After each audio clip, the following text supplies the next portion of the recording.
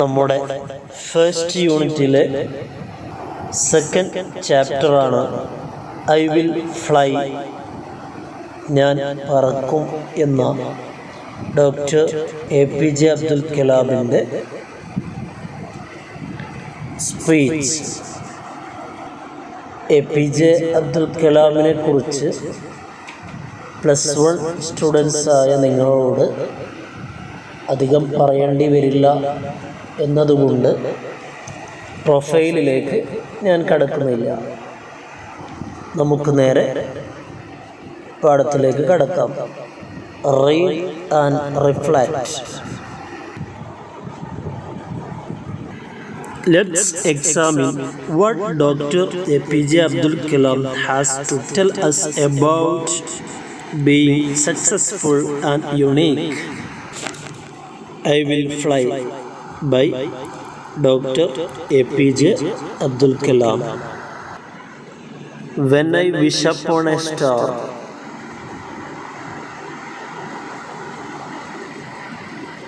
upon a star എന്ന് പറഞ്ഞാൽ to dream എന്നാണ് അർത്ഥം. ഞാൻ സ്വപ്നം കാണുമ്പോൾ.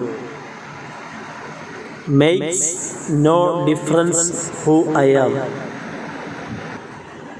ആരാണ് എന്ന് ഞാൻ എന്താവുന്നില്ല, ചിന്തിക്കുന്നില്ല. Anything my heart desire will come to me. ഞാൻ എൻ്റെ ഹൃദയത്തിൽ എന്തെങ്കിലും ഉദ്ദേശിച്ചാൽ അത് എനിക്ക് വന്നു ചേരും, എനിക്കത് ലഭിക്കുക തന്നെ ചെയ്യും.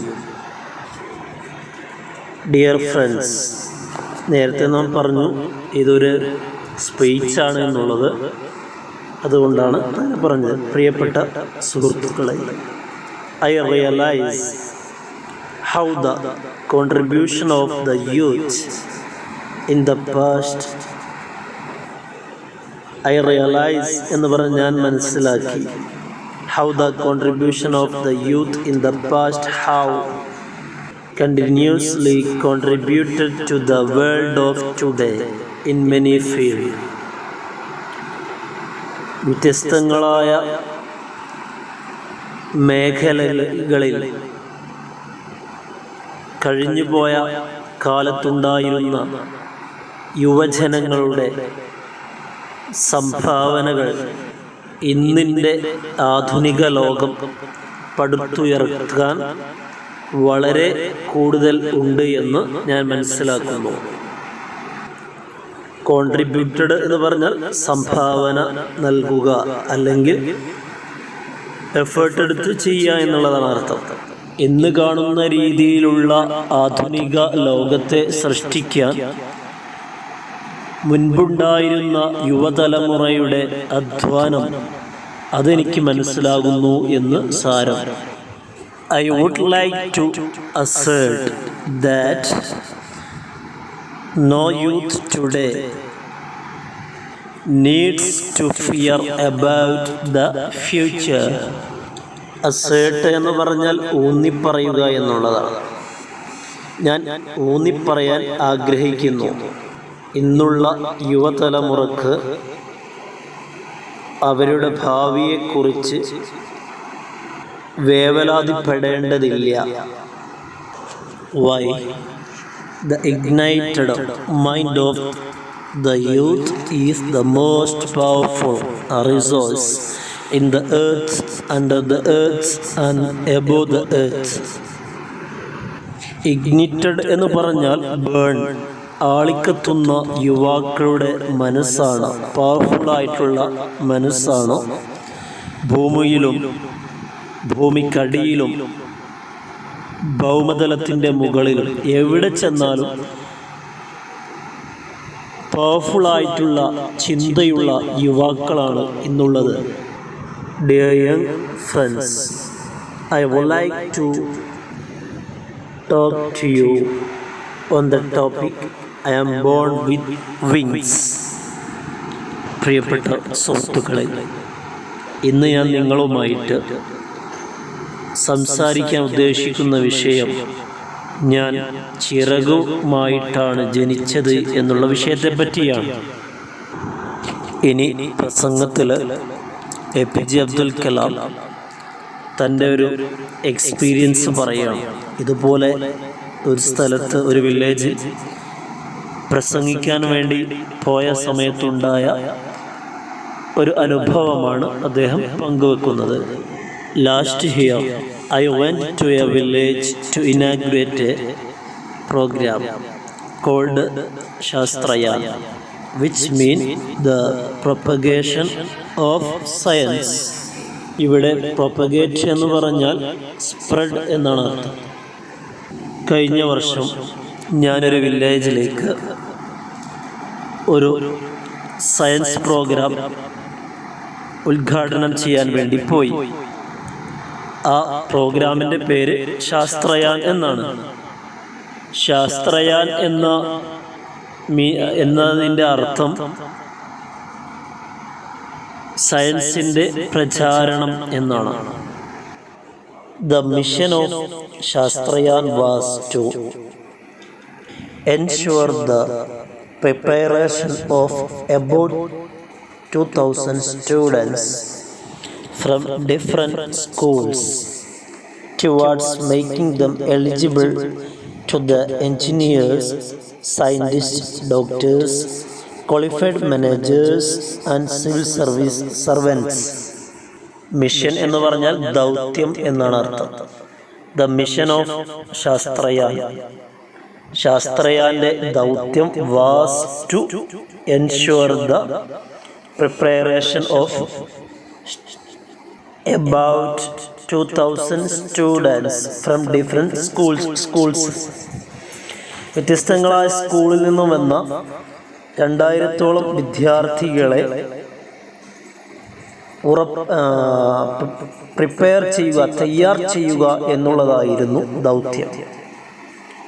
Towards making them eligible to be engineers, അവരെ എൻജിനീയർ ആക്കി തീർക്കാൻ വേണ്ടിയിട്ട് തയ്യാറാക്കുക.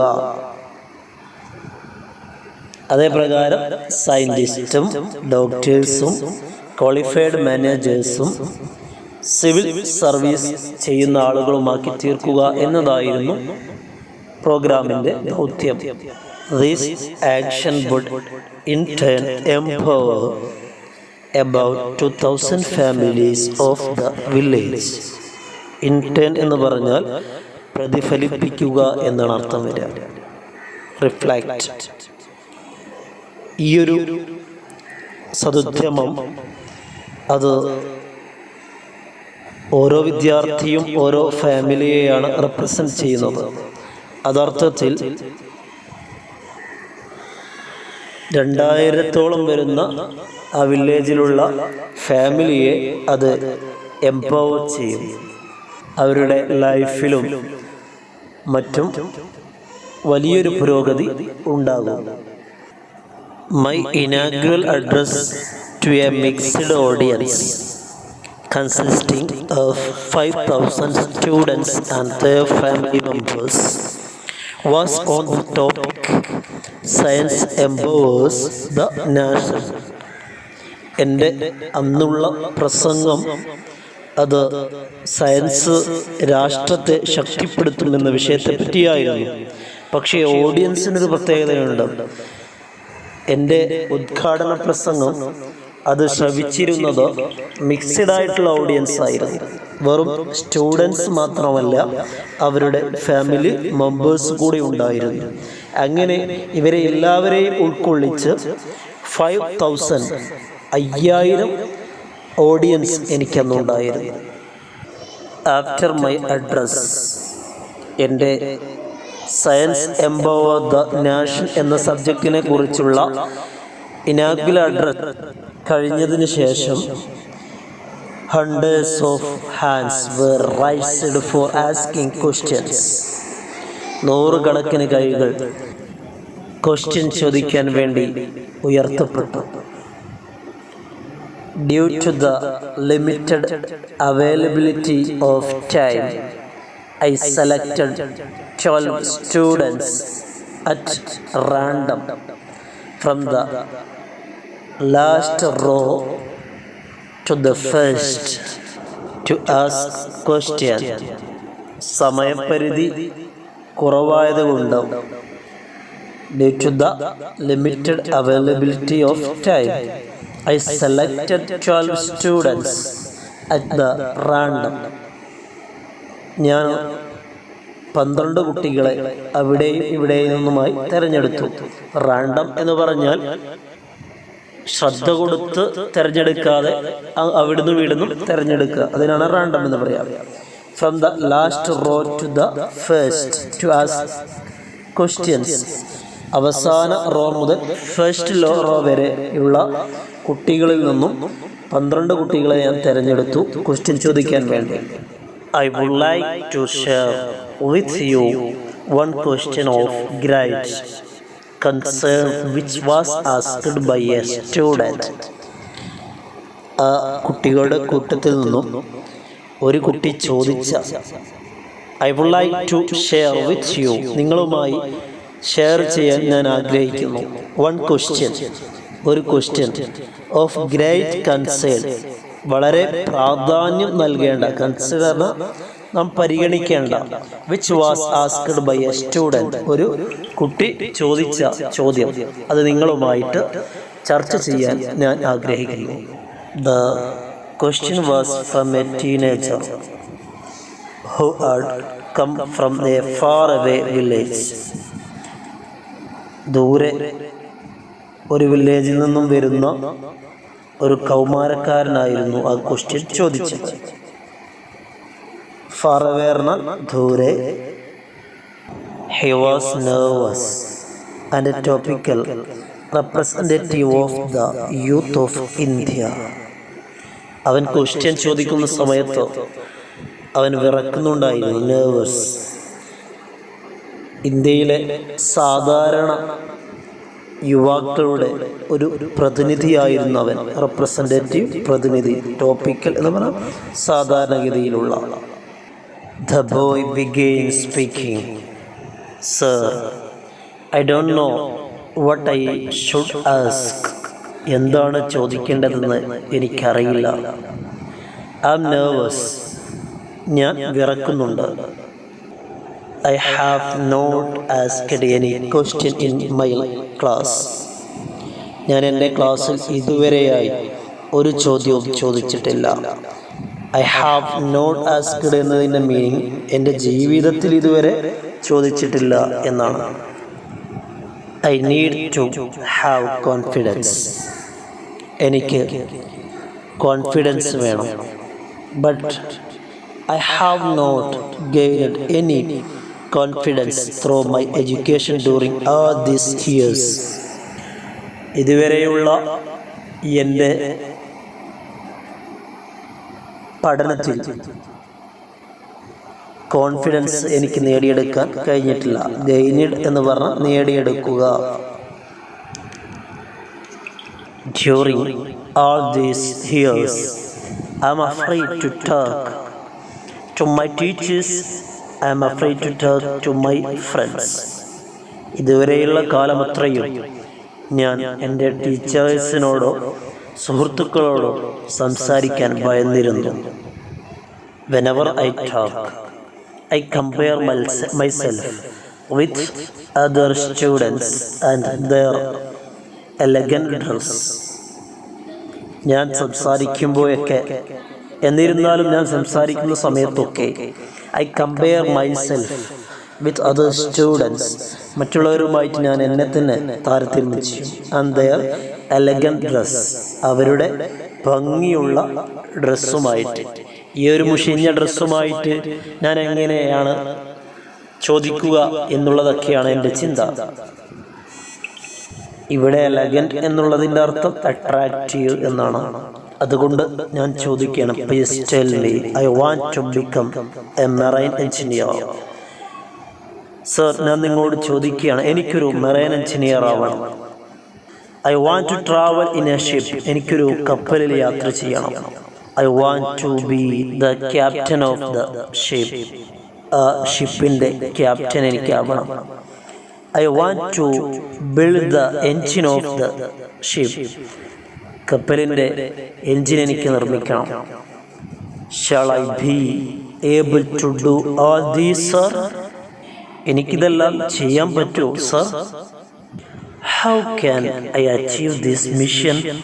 ഈ ഒരു ദൗത്യം എങ്ങനെയാണ് ഞാൻ നേടിയെടുക്കുക? അച്ചീവ് എന്ന് പറഞ്ഞാൽ നേടിയെടുക്കുക.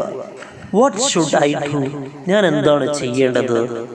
When the boy completed the question, entire audience and the dignitaries on the dais, including the chief minister, were looking at me, wondering what Kalam was going to say to the sincere question of a young village boy. ഈ കുട്ടി village boy തൻ്റെ question complete ആക്കിയപ്പോൾ അവിടെ നിറഞ്ഞിരുന്ന ആളുകൾ, ഓഡിയൻസും സ്റ്റേജിലുണ്ടായിരുന്ന dyes എന്ന് പറഞ്ഞാൽ stage, ഡിഗ്നിറ്റേഴ്സ് എന്ന വിശിഷ്ടാതിഥികൾ അവരും, including the chief minister, അവരുടെ കൂട്ടത്തിൽ ചീഫ് മിനിസ്റ്ററും ഉണ്ട്. അവരൊക്കെ അത്ഭുതത്തോടുകൂടെ കലാമിലേക്ക് നോക്കി. ഈ ഒരു വില്ലേജ് ബോയിയുടെ ചോദ്യത്തിന് എന്തായിരിക്കും കലാം മറുപടി പറയുക എന്നുള്ള ഒരു അത്ഭുതത്തോടു കൂടെയുള്ള നോട്ടം അവരെൻ്റെ മുഖത്തേക്ക് നോക്കി.